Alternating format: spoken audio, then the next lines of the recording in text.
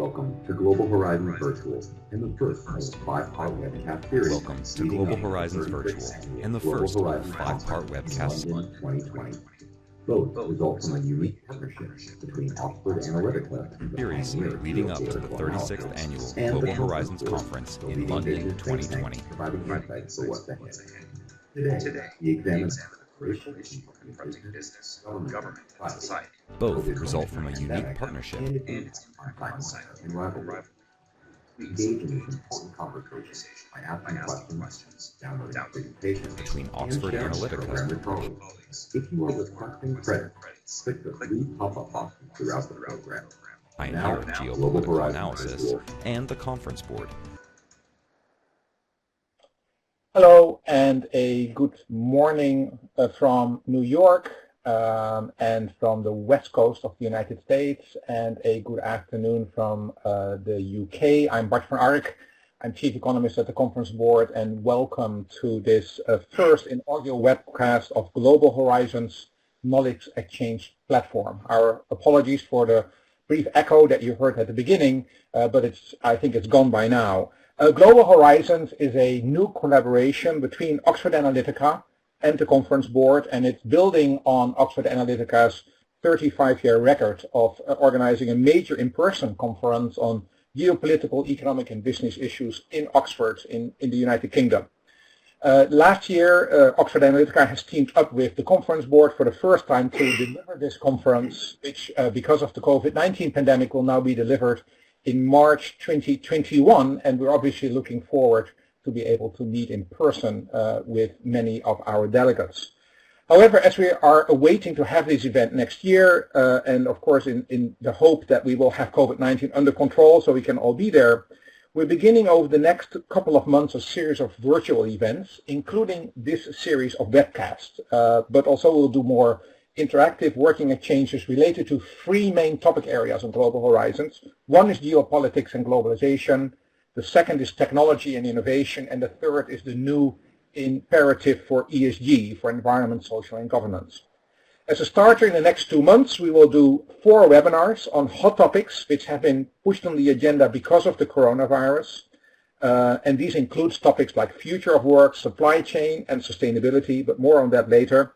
I also would like to say at this point that we would like to thank EY for their sponsorship to this initiative.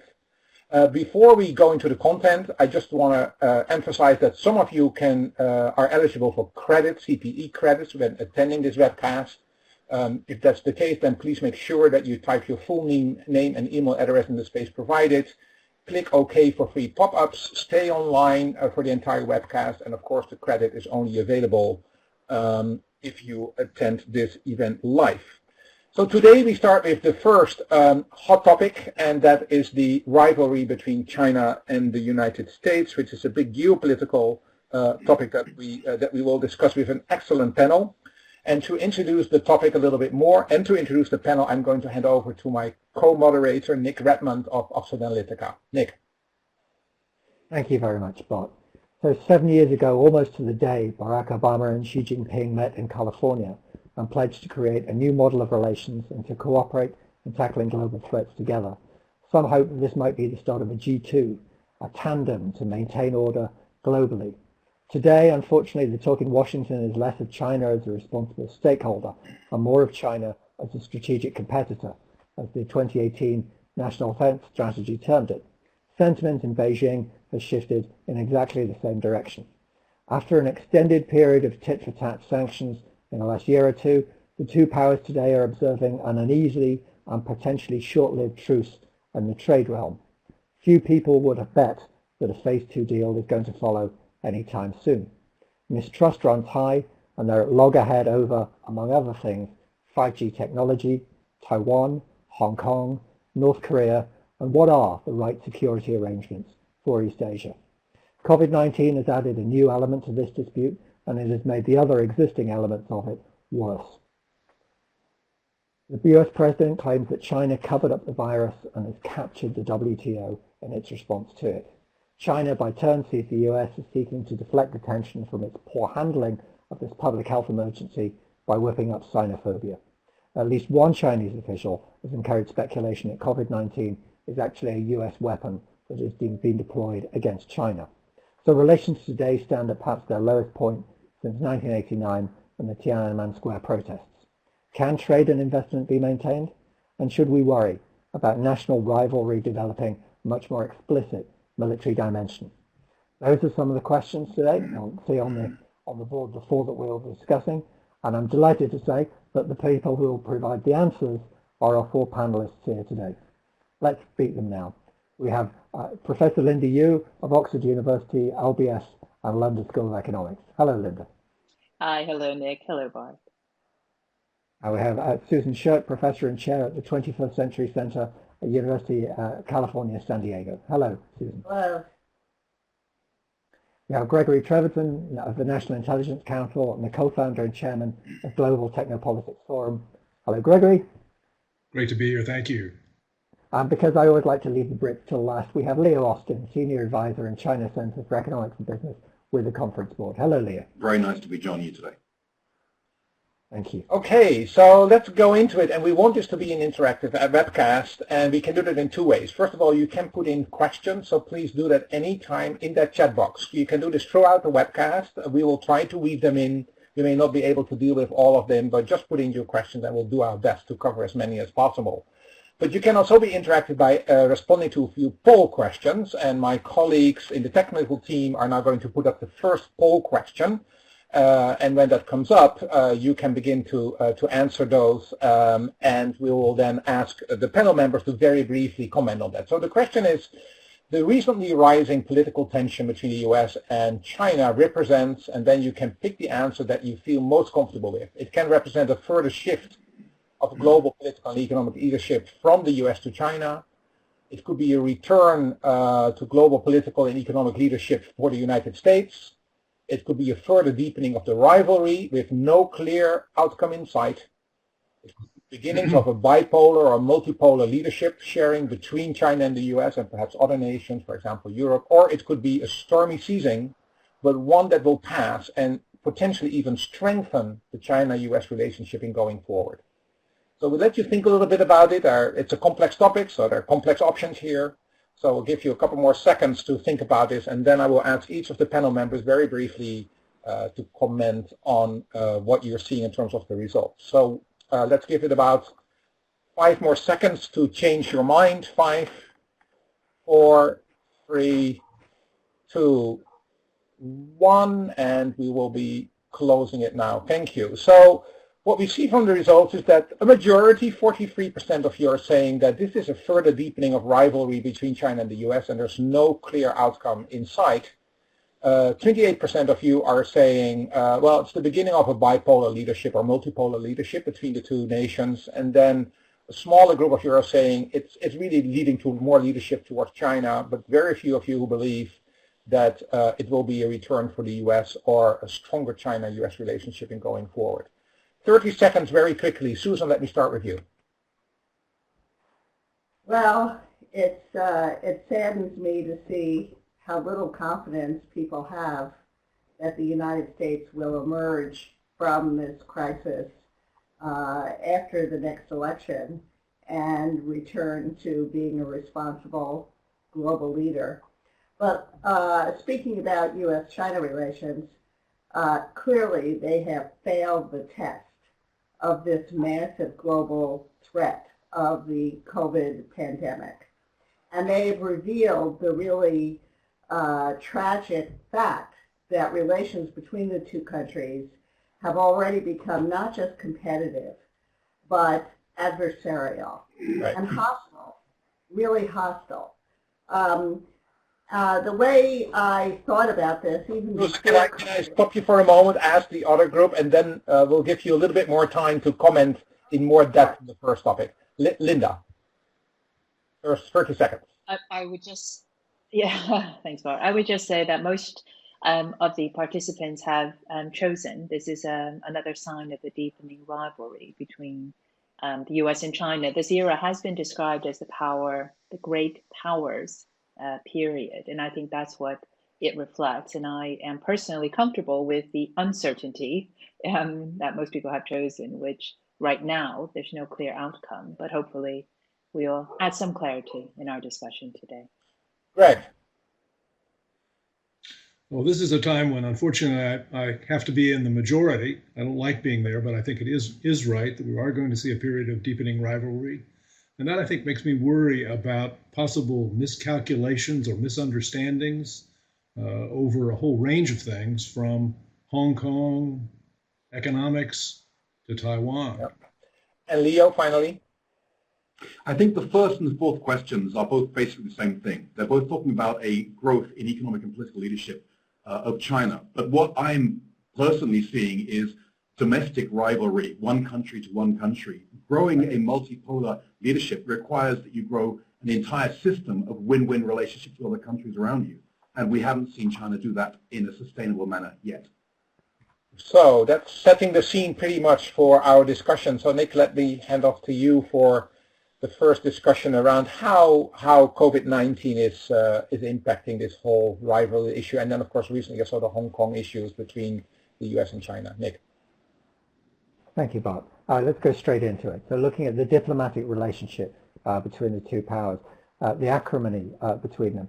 Susan, when you look at the bilateral relationship today, do you think there are certain, because of COVID-19, certain tipping points that have been reached in terms of how the states view one another and how they've determined that they're going to be dealing with one another? Well, I think the COVID epidemic really has revealed how bad relations have become, how hostile they've become. And in the past, the United States and China were able to cooperate on global health threats, on previous epidemics, on Ebola, H1N1. Even when they had disputes over other issues, they managed to work together quite well. And the U.S. and the Soviet Union, during the Cold War, they managed to eradicate smallpox from the globe by working together. And yet, Beijing and Washington can't manage even the most minimal coordination of effort now to save lives, which is tragic. Why is this happening? I think the primary reason is, well, the relationship was already highly competitive, and China's actions, its foreign policy and its domestic policy, had shown serious overreaching under Xi Jinping, which actually began even earlier, under Hu Jintao, around the time of the Olympics and the global financial crisis. The U.S. has, so China's been overreaching. I would say the United States has been overreacting. And now, after COVID, we see two leaders, both under fire domestically for mishandling of the epidemic, who are deflecting blame onto the other country. So, and then their subordinates even overdo that even more, because to prove their loyalty. I mean, sad to say, when I'm a China scholar, but when I look at the United States nowadays, it looks increasingly like China. It's all about loyalty. And so I really, the leadership, I think, so my hope, of course, is that we change the leadership in the United States. China, we may be stuck with Xi Jinping even past 2022. But, you know, in the United States, I believe there could be a reset after the next election, because the current approach in the United States is a sledgehammer approach, highly ideological. It's all about confronting China, punishing China, slowing it down. It's not really designed to get China to modify its policies. But my hope is that after the next election, we may have a more pragmatic approach that actually uses carrots and sticks and negotiation in order to get a resolution of our top priority disputes. Susan, thank you very much. Can I ask you one thing? Not so long ago, a quite senior U.S. official gave a speech in Mandarin directly to the Chinese people, going past China's government. Do you think that this is a significant factor, the fact that it's much more difficult for the Chinese government to engage with the United States if it feels the United States is actually bent on breaking the Communist Party's monopoly at home? Well, definitely the insecurity of China's leadership about its own legitimacy. It's not elected, it's self-appointed, it uses a high degree of repression as well as economic performance and growth in order to maintain power. And as I argued in China Fragile Superpower, you know, leaders of authoritarian regimes like this live with the constant fear of being overthrown by their own people. So, and now actually when my friends in Washington who go in to brief the Trump administration, they're kind of horrified to find that there are definitely people, I'm not saying the entire administration, but there are people in this administration who, when we ask them, okay, what's the objective of your strategy? They, you know, what they really are thinking about is regime change, which is just ludicrous. The United States has not been too successful at doing this in much smaller, less powerful countries. The whole idea that the United States could actually engineer regime change in China is ridiculous. But of course, it does make Xi Jinping feel extremely threatened by U.S. actions. And even if we were not taking this kind of approach, he would be constantly worried about the appeal of universal values in a country like China with a large middle-class population that travels abroad. And he has to worry. I mean, when have we seen a communist party rule an open market economy like China? It's not, you know, so it's quite an experiment, and China's leaders are definitely worried. Susan, thank you very much. Can I ask you briefly the question of the Cold War analogy? And is this a battle of systems as much as a struggle between states? Well, I really reject that idea because, of course, China has had a Communist Party rule since 1949. The Mao era, we know how horrible that was, and Great Leap Forward, Cultural Revolution. Deng Xiaoping comes in, followed by Jiang Zemin and Hu Jintao, and actually China and the United States managed to get along quite well, negotiate their differences, and improve relations despite their very different systems.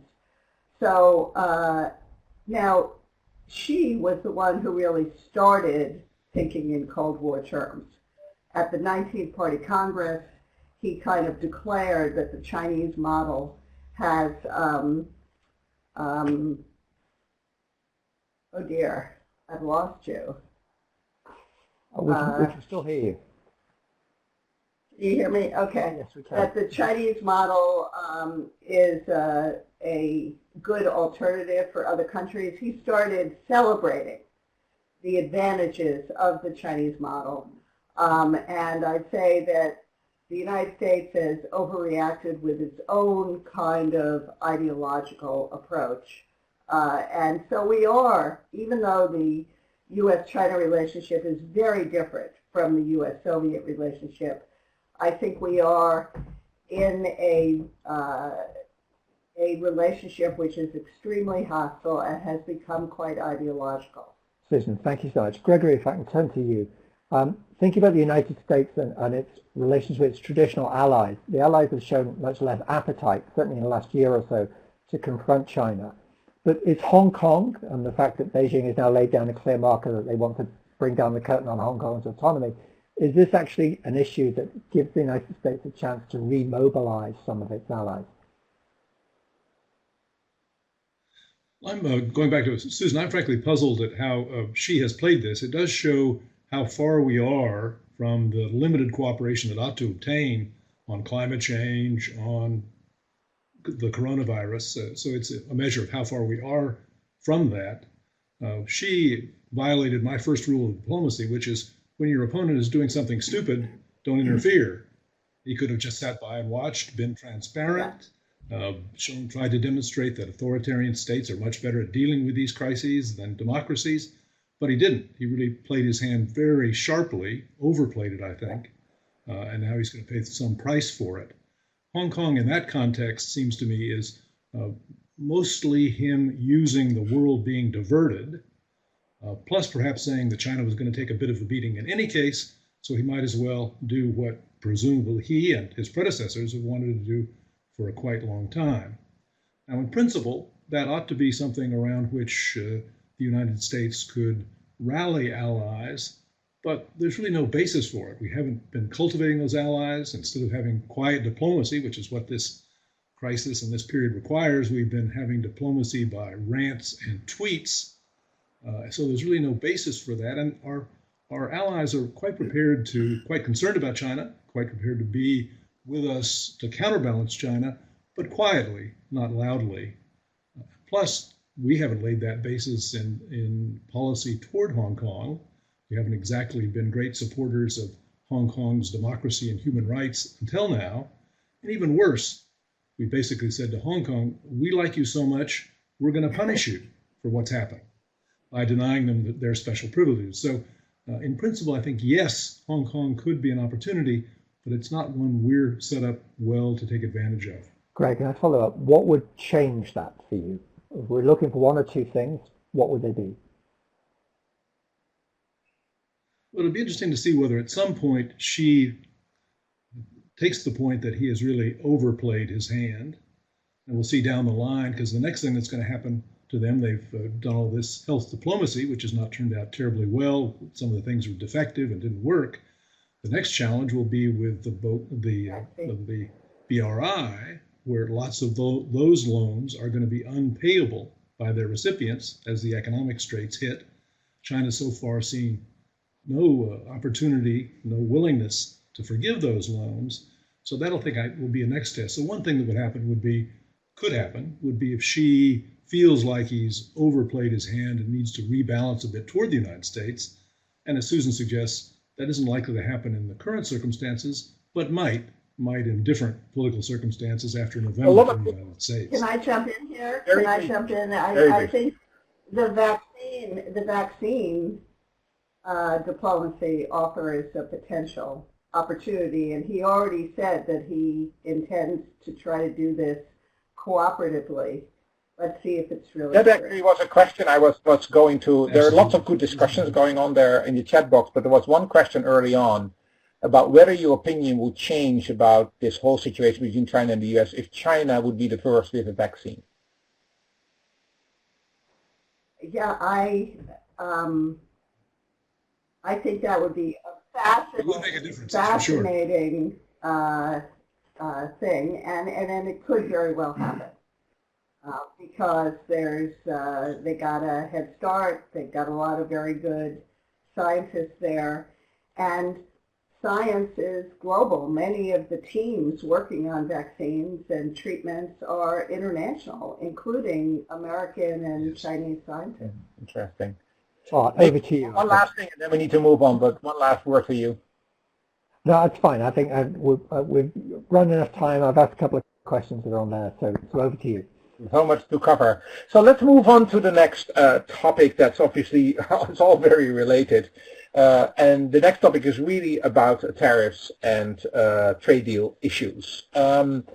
Linda, I'd like to start with you here. We have now seen about 3 years of challenges on the trade side, on the US-China front, but also beyond. And basically after 3 years of a lot of rhetoric, all we have is, some former multilateral trade deals like TTIP and TPP pretty much in tatters, some bilateral trade deals, a few, but they're all relatively small, and a fairly rudimentary first phase deal between China and the US. So give us a quick overview where you think we are in this US-China first phase trade deal, and what would come next, if any.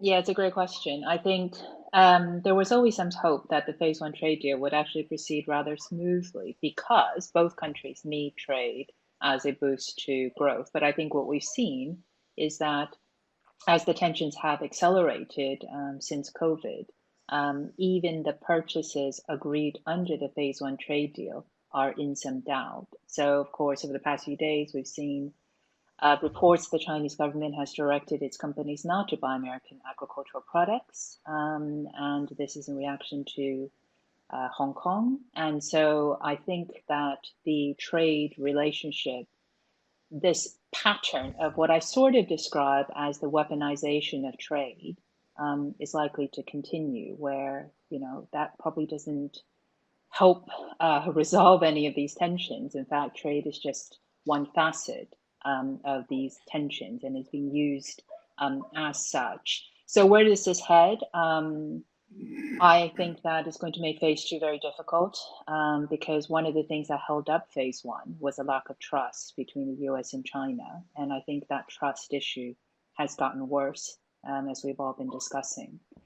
And Phase 2, I think, was always contingent on the US presidential elections anyways in November. And now between all of the focus on COVID and the myriad of other things which are happening, I'd be very surprised if Phase 2 proceeded smoothly, got off the ground and moved us to some type of equilibrium. So I guess the overall picture on trade and tariffs is that I don't find a huge amount of goodwill on this politically, but I think economically, there's still a huge amount of desire to at least reduce the kind of the tensions around trade.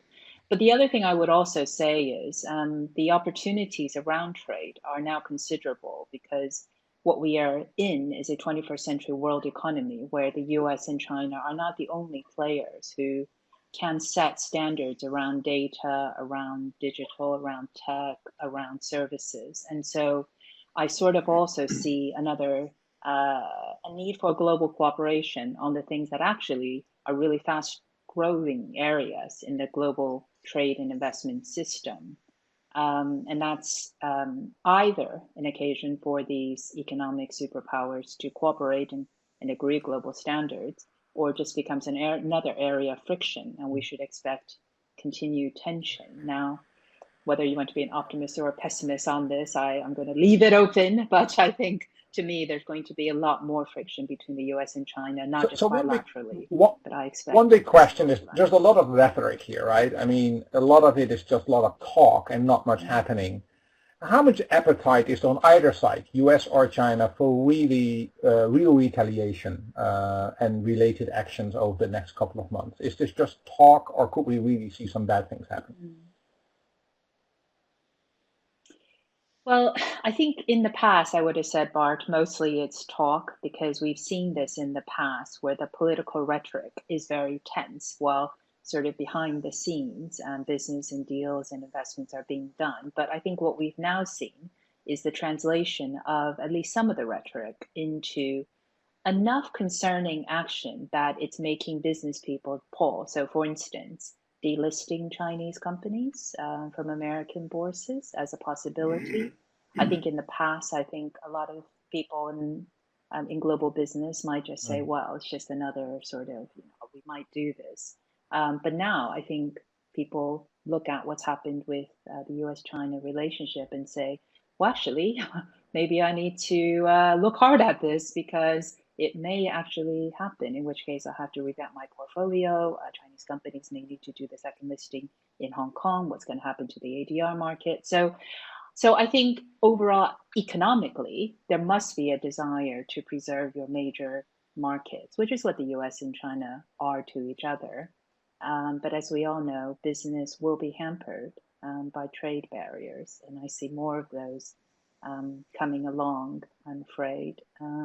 Even though we all know, as we face the deepest recession since the Great Depression, we all need to do more trade and to do more investment, to do more deals.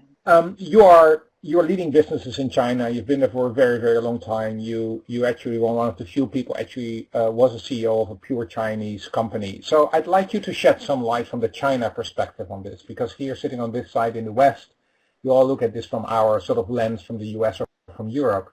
When you look from the China perspective, how is business responding to this? What is their feelings? You've got state-owned enterprises, you've got privates, you've got foreign enterprises.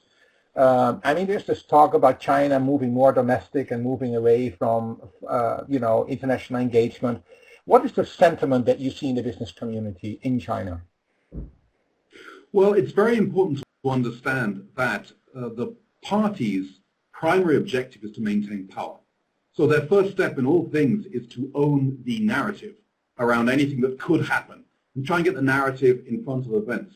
So we've seen for a good 2 years now a heightened level of sharpness, potentially aggression, you could say, in the narrative around the conflict, particularly on social media, which is much less visible to the outside world. So I think the expectation amongst the mass of consumers or the audience within China is that America has been aggressive towards China. It's taken steps that's going to continue in its sort of attack or encirclement of China, and that's not going to stop. And so that's where things start from. But in reality, the party within that wants to maintain as much stability as possible because it has to be seen as a competent operator. If things really do collapse, without any question, the party will be held to blame to some extent by the Chinese people because that would be an incompetent outcome.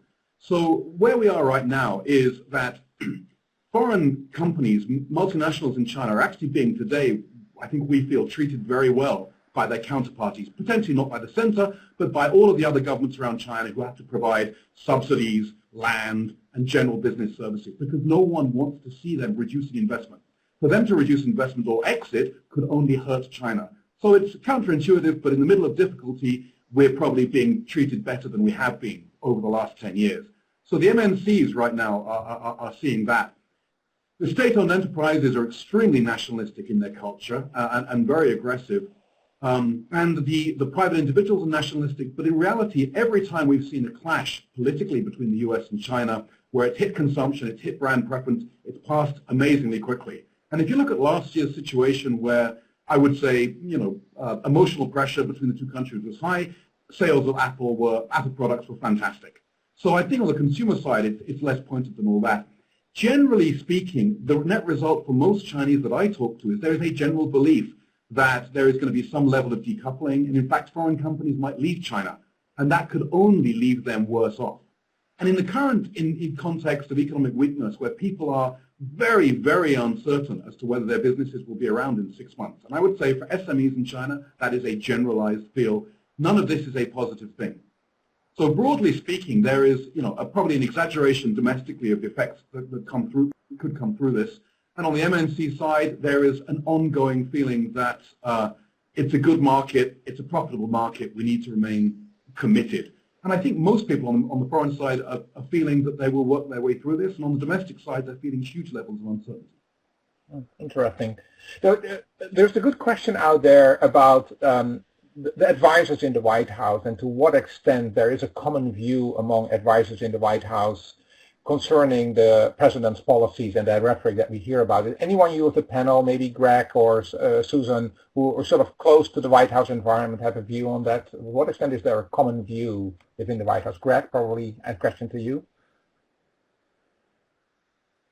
Yeah, I think there's not a common view. There's a fairly narrow range, to be sure, but there are lots of differences, and we've seen those play out over and over again. It's a little bit like, the monkeys fighting in a gunny sack.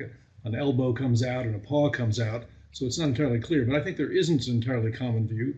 It boils down to a general clash between those who don't want to take too hard a line and those who are quite prepared to take an even harder line, retaliating against not only stock market listings, but well beyond that. So I think there's some differences, but it's differences within a fairly narrow range. It's a good natural segue into the third topic. It's very closely related to the second. So moving from trade more in its broadly to sort of the technological rivalry and the technological separation and even the competition of systems. So that's where I think we should go next in the conversation.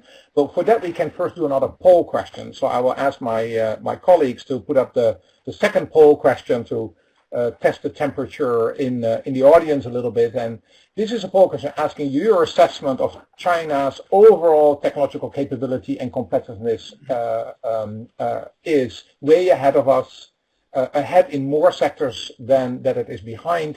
It's on par with us. It's behind in more sectors than it is ahead. It's far behind. It's spending lots of money trying to catch up, and is far behind, but catch-up progress is uncertain at best. So where do you think that China's overall technological capability and competitiveness stands relative to the US? Far ahead. Some sectors, yes, some sectors no, maybe a little bit more, maybe a little bit less. Where would you put your emphasis? And then I'll again ask each of the panel members to make a few comments, and then we'll go in a little bit more detailed discussion on this topic with Leo and Linda and other members on the panel. So give it 5 more seconds. 5, 4, 3, 2, 1, and then we'll close it. Thank you.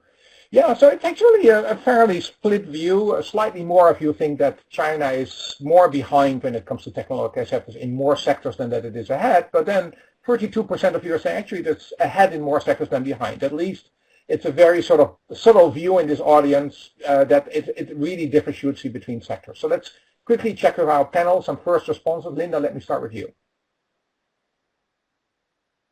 I actually think the consensus here is actually pretty accurate. Now you might think, well, hang on, some of them say more ahead, some of them say further behind, but I think they're probably all right because it depends on the sectors that you're familiar with in China. The reason I say this is because China doesn't have the standard IPR data that we economists would use to establish innovation. So for instance, licensing data on US patents is how we would essentially assess the innovativeness of a particular intellectual property right. That data doesn't exist for China. So depending on the sectors of which you work in, you may well find that they're behind. You may well find that they're ahead. And you would all be correct because there's no national database on Susan, quick response to what you see here.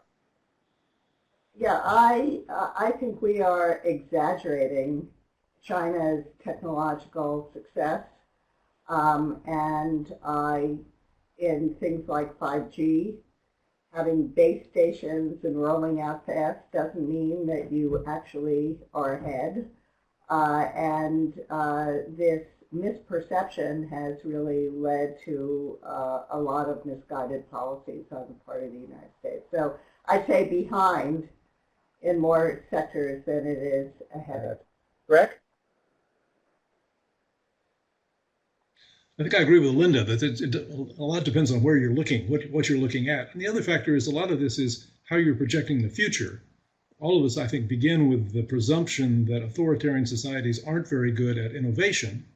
But then China has some particular advantages. It has the advantage of all the people that have worked and trained abroad now coming back to China. So a lot of the difference, I think, does rest on not just what we see now, but what we're imagining over the next 5 years. So, Leo, respond to this question, but at the same time, let me ask you the follow-up question so you can expand a little bit on that. And that is really whether technological separation between China and the US is inevitable. So some people are saying this is ultimately going to lead to 2 systems technologically, and it's an inevitable path. Would you agree with that statement, or do you think that needs some nuance? Well, let's start with the poll. We asked exactly the same question of our members in China towards the end of last year. And the responses were very similar. They were saying their competitors are either slightly behind or slightly ahead. But there was very few that were far ahead or very few far behind. But what that reflected in the conversation afterwards, that people are talking about competitiveness. They're talking about the productization of current technologies. So if your competitor produced diesel engines 20 years ago, they were bad diesel engines. Today they produce diesel engines that are as good as you, but they have not reinvented the diesel engine. And what we've consistently seen in China is that the ability to do micro improvements, micro innovation, and particularly innovate around business models is fantastic. They work incredibly hard, they're hugely flexible, they're prepared to upend everything and think from the, think again. But when it comes to actually core science, the ability to produce scientific clusters, to get together huge numbers and vast amounts of intellectual property and rethink the core science of a material, etc., that's something that China has always been very weak on. Now that it has so many people returning from the rest of the world, it's getting stronger, but there is a real gap there. And you should imagine once other nations come up with new levels of technology for each industry, China will have to play catch up. It's unlikely that they are able today to go back across a wide range of industries and reinvent the science. So that would be the beginning view. The next view is that you have to understand bifurcation in the context of the national security law of China from some years ago and within the United States of new national security concerns. These concerns started off very much with technology and communications. The idea that we're going to run our entire society based on control of information, and we need to have control of that. So China started off first by defining very, very clearly what information could leave China, what could not, what technologies had to be controlled by the Chinese if they possibly could, and what didn't. And we saw bifurcation happening exactly according to those lines on day one. And I think that to some extent, exactly the same thing is being mirrored in the United States and the rest of the world today. What COVID has done is potentially increased that must-have segment and the red lines to cover also pharmaceutical and medical and areas of supply where people feel, that there are strategic imperatives. But given those red lines, we ask the question of what happens outside that. And the truth is that if you ask multinationals today, are they going to reduce their supply chains in China? They say, no, we're going to increase our supply chains in China. And you ask them why they're going to do that. It's because the Chinese market is big enough to justify it. If you ask them, are they going to be putting more supply chain outside China? They say, yes, we are, because our boards demand now that we increase the resilience of the supply chain in light of what happened during COVID. We might not put it in China, but there's no reason to say we're going to put it in the United States. We're going to make a commercial decision which is close to market, works commercially, and is executable. So what we're looking to see is global increase in resilience in the supply chain, and in fact increasing investment and engagement in China, because it's a great market for American companies to be inside. And we don't see today that companies that supply tech to China are just going to stop. We think they can persuade the powers that be to some real extent to allow them to continue to sell, because economically it's very powerful for the United States. We certainly don't believe that China today can stop buying because it doesn't have the ability to reproduce those technologies. So there's a lot of rhetoric, but what we will find is a gradual moving of reality towards those red lines as both sides develop the capabilities, in particular in China. It's not going to be particularly quick. I think you'll find there'll be a lot more engagement and a much slower process of movement than the rhetoric suggests. One question that comes up here, Leo, is the future of the Belt Road Initiative in the light of COVID-19 also. How will China actually more aggressively pursue the BRI, or will it actually now step back a little bit? I mean, this is obviously part of a longer term agenda, but how do you think that COVID-19 is going to change this? Well, I'd say, we have three basic issues here. Issue number one is, can they pay for it? Issue number two is, why are they interested in doing it? Is it purely for votes at the UN? Or is it issue number three, are they willing to build up an alternative power system for a multipolar world, by which a set of nations adopt their system and Chinese culture and political culture is exported globally? So issue number one, can they pay for it? In fact, their actual commitments on the ground have been a relatively small percentage of what has been verbally committed globally. We've seen a lot in Pakistan. We've seen limited investments elsewhere. And the reason is because the Chinese balance sheet has been overstretched for many years, and Xi Jinping's coalition's great target over the past few years has been financial stability and withdrawing debt from the system. So they haven't been paying for it, and it would be a stunning about turn if they produced so much foreign currency tomorrow that they were able to really increase that level of investment. The second issue, do they have a need to co-opt international institutions so that, for instance, any inquiry into COVID comes down on their side of the fence? Of course they can. Of course they have a need, and their masters are doing that. But I would say that's a relatively short-term investment. Then there comes that third question around a multipolar world. Is the Chinese model exportable? Can they really build up a system of trading, of finance, and of politics which follows their model in the same way that the Soviet Union was able to some extent for a period of 50 years? And the fact is that no one in China believes that Chinese culture is exportable. I mean, they literally do not see that any other nation in the world shares the characteristics as a people. So I think there's a lot of doubt internally as to whether this system can be exported. And there's a lot of feeling that China is a unit exceptional in history and in the world today, and it exists as a single unit. If they do go forward on Belt and Road to produce a new system, they have to develop this win-win global system which works for countries as a total and not just as a single economic supplicant to China. It's one thing to offer an African country like the Congo, vast investment so they can get copper or access to the China market. It's a difficult thing to offer them security in the system, and I don't think that people are expecting it to happen. Nick, can I just jump in and say that the coercive commercial diplomacy of China is sparking quite a backlash around the world, including from Belt and Road countries. And the fact that part of the deal, if you work with China on infrastructure, is that you're expected to read from the text about all and completely share Chinese domestic views on Xinjiang, Tibet, Hong Kong, Taiwan, South China Sea. So that kind of coercive approach, I think, is backfiring for China in terms of building the kind of alternative that Leo is talking about. That's a great point. Thank you so much. Linda, any reflection from your side before we move on to the final topic? Also some questions there that you may want to reflect on. Linda, you hear it? So it looks like Linda, for some reason, is, at least her picture is frozen. So that may be the reason for this. Why don't we move on for the moment, Nick, to the final section? And if we have a few minutes left towards the end, we'll of course pick that up. And actually, we sandwich the economic topics in between the geopolitical. We started geopolitical, we did economic, now we go back to geopolitical. So why don't you take it from here and guide us towards the end? Thanks, Bart. So if we ask Greg and then Susan. First, Greg, when we look at the trade dispute, the general political tension within the relationships, do you feel that this changes the appetite within the United States to confront China and its allies in Asia? Is there a military dimension to this that we should be looking out for more closely? It's a good question, I think. And yes, at the level of aspiration, I don't think this will change the American ambition or intention to try and build a solid military alliance to, in some sense, contain China.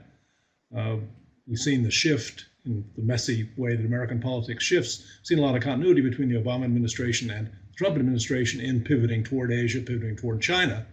And I think that will continue at the level of aspiration. Then that raises the question first of capabilities.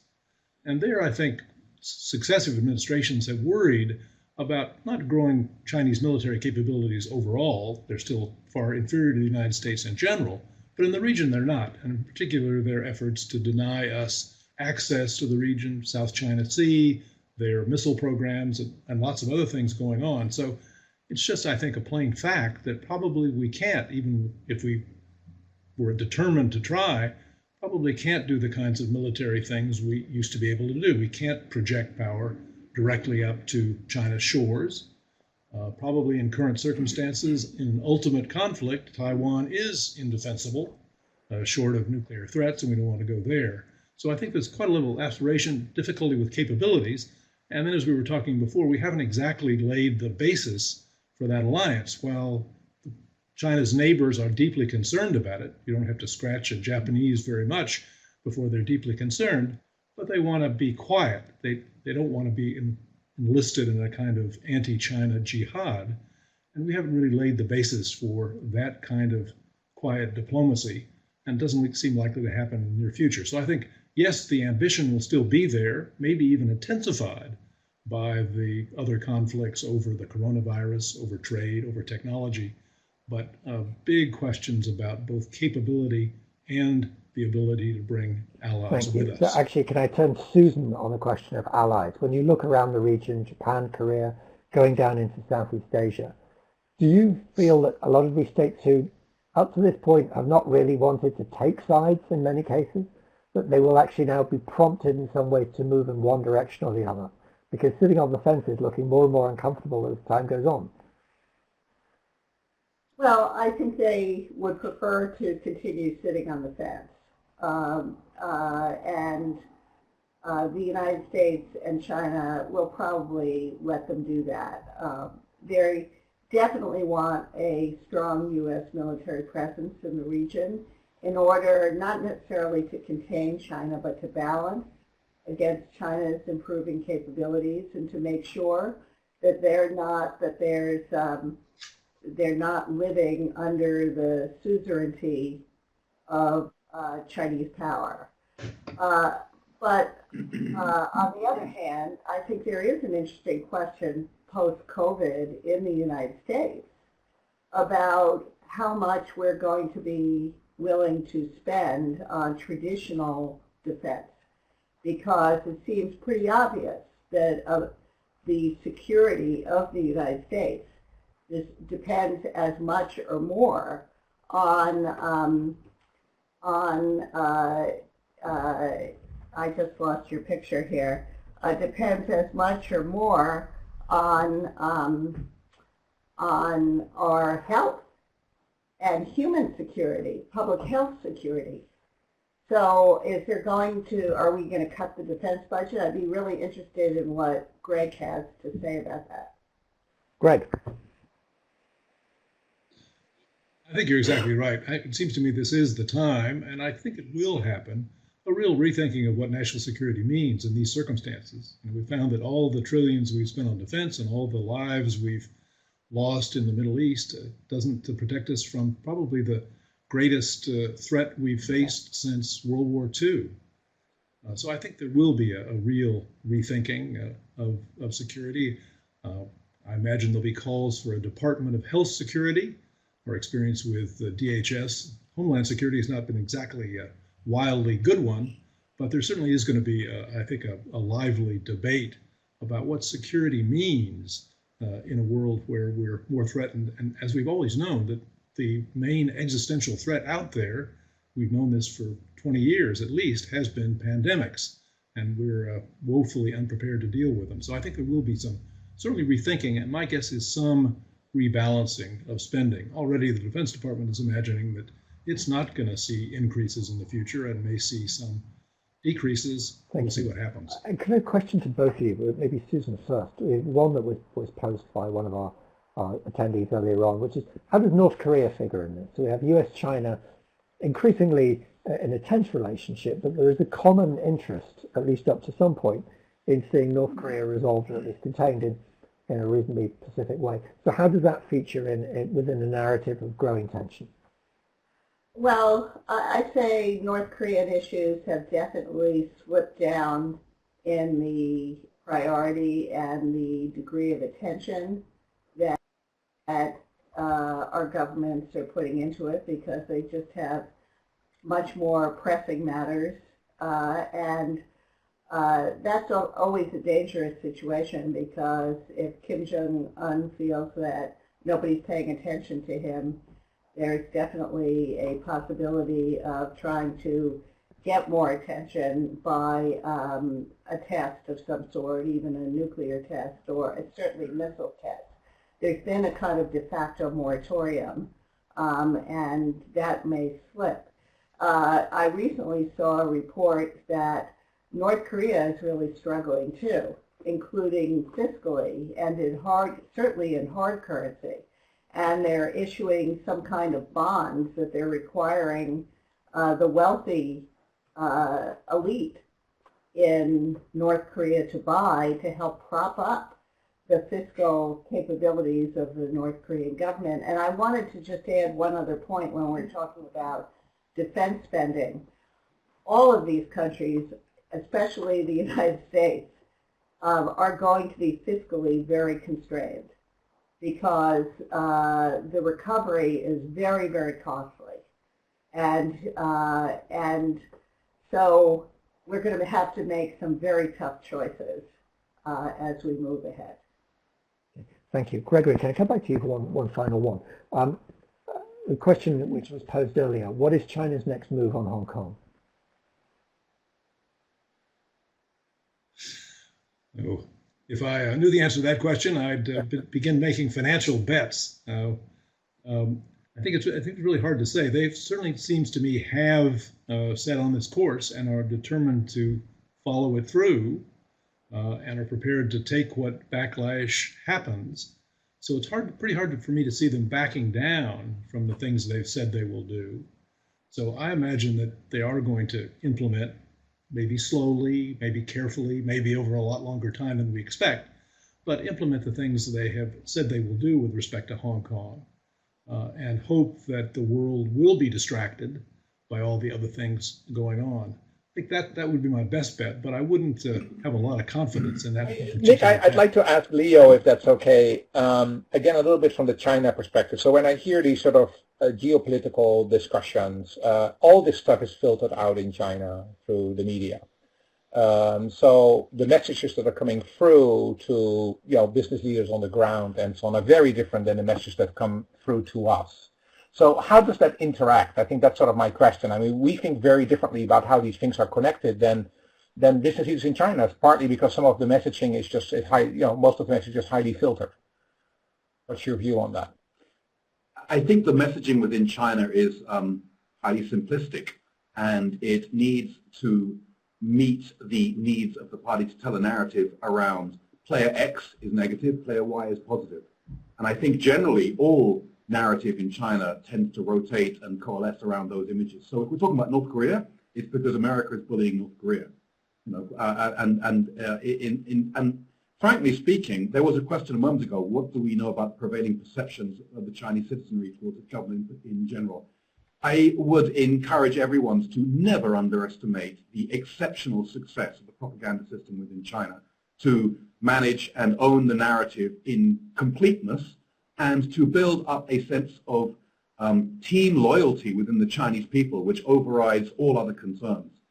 They can doubt their own government and they can look at it moment by moment in terms of competence, and they can make a judgment on that, which is discussed within the party. People do stand up at Beidaihe every year and say, it's not working, shouldn't you bring in other people and other voices now? But they're never, ever going to support another team on any single issue. And I think that's the driving issue. At the end of the day, they own the narrative, and we just can't get through. And if we could, it'd be a good thing. Linda, we lost you a little earlier, but we still had some questions open up earlier that are actually geopolitical of nature. One question was really sort of, to what extent has China's geopolitical outreach, particularly, for example, towards Africa, been an overreach in the light of what we're currently looking at? I think you were still on when Leo talked about the Belt Road Initiative and things like that. So what's your view on that sort of overall overreach argument globally?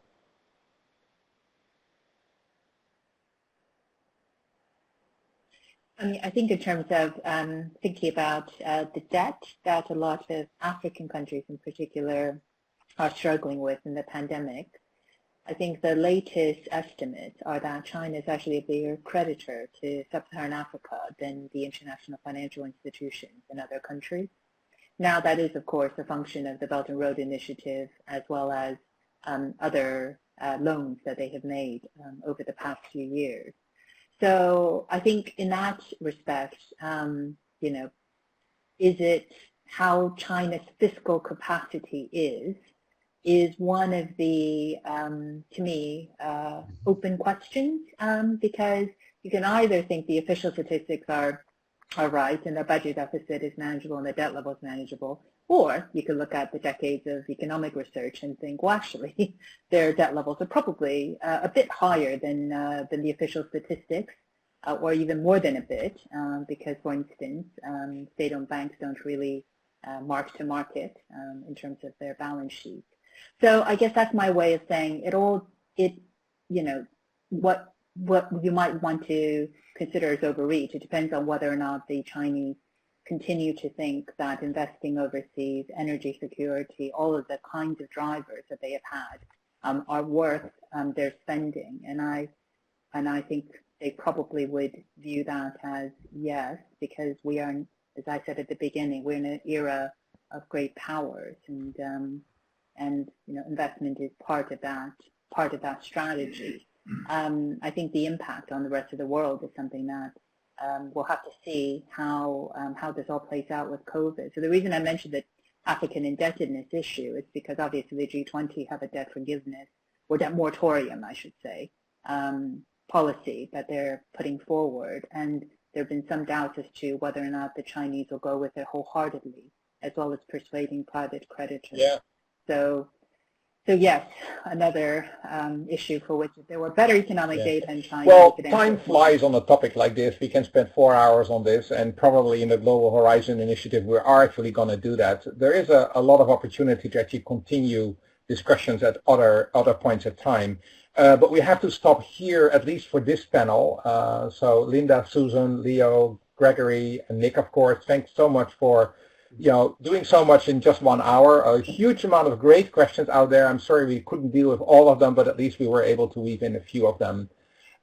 Let me just tell you that the next 3 Global Horizon virtual panels are going to be in the next 6 weeks or so. So you see them announced here, and you can register at the website that you see right at the bottom.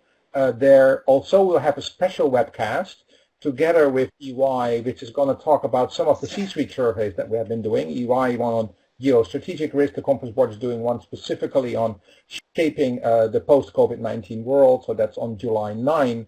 And then, of course, both Oxford Analytica and the Conference Board. Oh yeah, here's, of course, is the conference again in 23 and 24 March in London. Everything going well. Let's assume that COVID will be under control by that time, and we hope to see many of you there.